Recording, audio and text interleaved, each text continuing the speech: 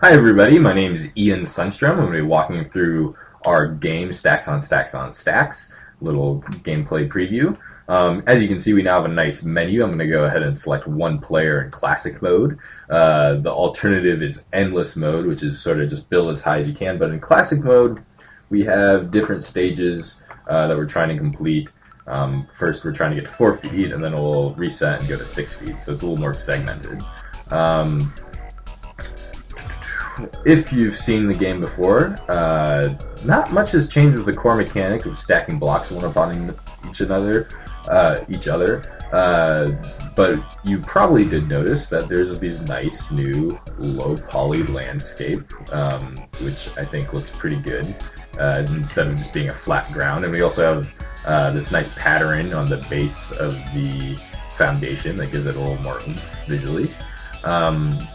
We also, it's been a long time since we recorded this, recorded one of these, probably 3-4 months now, but there's a lot of new features and specials and power-ups that I hope to show you guys, if I can just beat this first stage.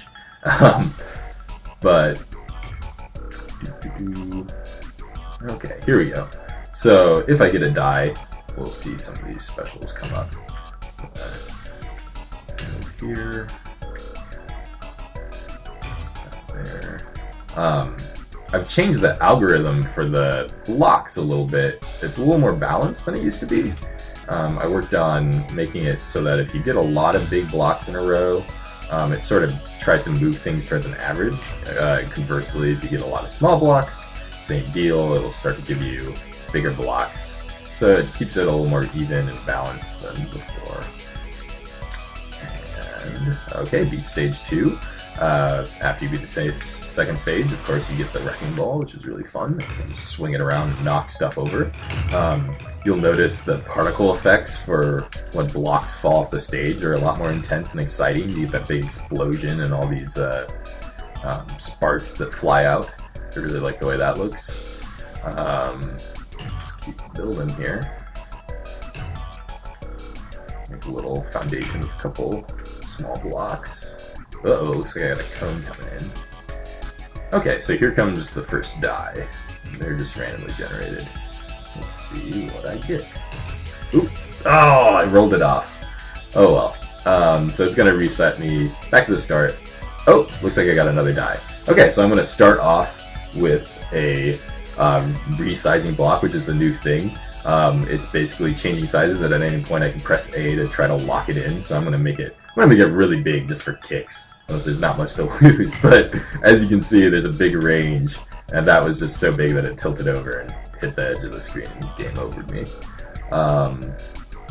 I might just, after I beat this first stage, I might start manually showing you guys some of the different other effects we put in, well, specials. Do that stage. Let's show you the aquarium. Okay, so this giant fish general jumps in, and aquariums start falling from the sky. They are filled with fish and water, and if they tilt over, the water spills out and the fish starts jumping around. They're also hollow on the top, so if I put another block on them, it will actually fall in. So these are just happening to land right on the edge safely, so I actually have the balance still on the rim of the thing. Okay, so yeah, it's not very stable. Definitely not a flat surface. You can see that pink block fall in there. It's now in the water, and you know, I lose and everything goes crazy. What else do I have? I also have magnetic blocks, which are a little bit buggy right now, but they're pretty cool. So you get this series of maybe like 10 of them, and any other magnet block, as you can see, they'll snap together really fast. So if I put this here, it sort of draws it close to it and behaves kind of like magnet. It's not exactly realistic, but it's pretty fun. Sometimes they build up energy in the wrong way. There's a bug with them where they'll just start taking off on their own, and that's got to get fixed. But they're pretty cool. Got the nice day-night cycle going on. Whoa, okay, I'm making a crazy stack. Let's see if we can... Nope, it's falling. Dang, okay, I lose. Was there anything else? Quiz, we've already seen before. I think those are the 3 new ones, honestly. So I'm going to go ahead and quit out and show you guys the split-screen multiplayer, which is another feature we've added. So, alright, back to the menu. Hit start, 2-player, and head-to-head instead of cooperative.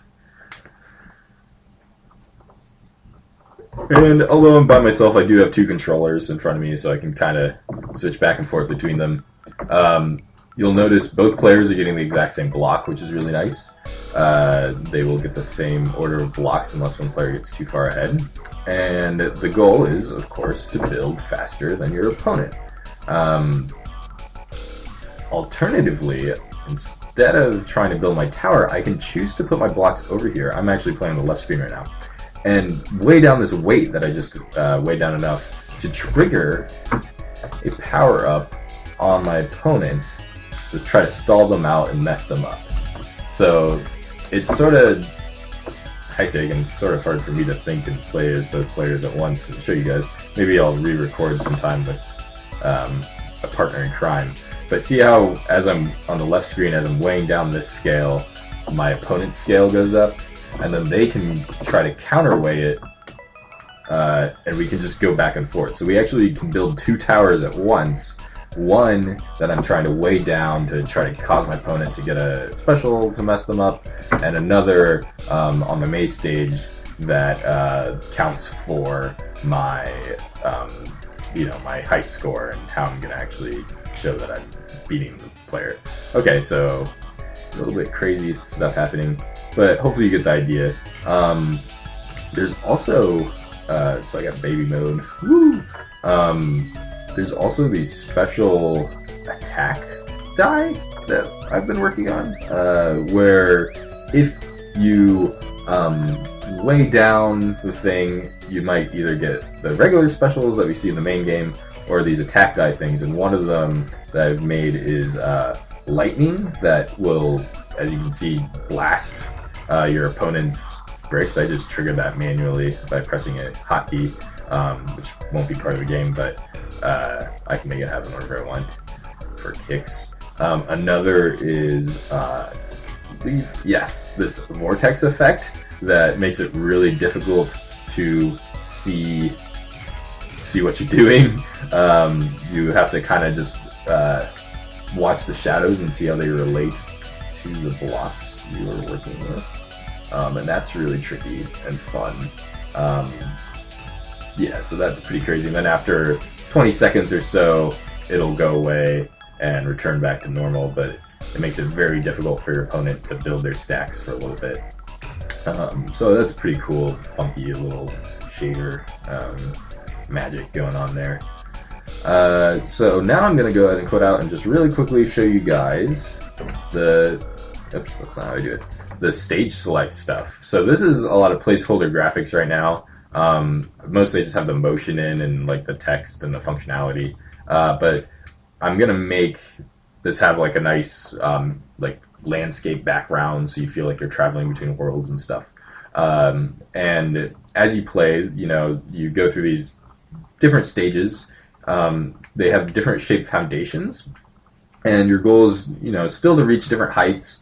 But there's an additional goal of a time goal, so like a time attack where if you beat the goal, you'll get a 2nd star. If you beat the stage, you get 1 star. So 1 star for beating it, and 1 star for beating the time.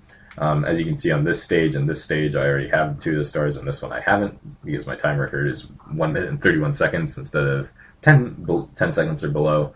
And I haven't figured out what the objects are going to be, but you'll be collecting stuff to unlock gates. So I need four things to be able to play this stage.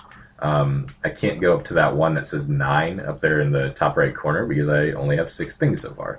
And then to just show you how this is kind of exciting, if I select one of these stages, it doesn't have the pretty pattern on it yet, But you can see now I'm playing in pyramids, which is a different shaped foundation and creates a whole new challenge for building towers on top of it.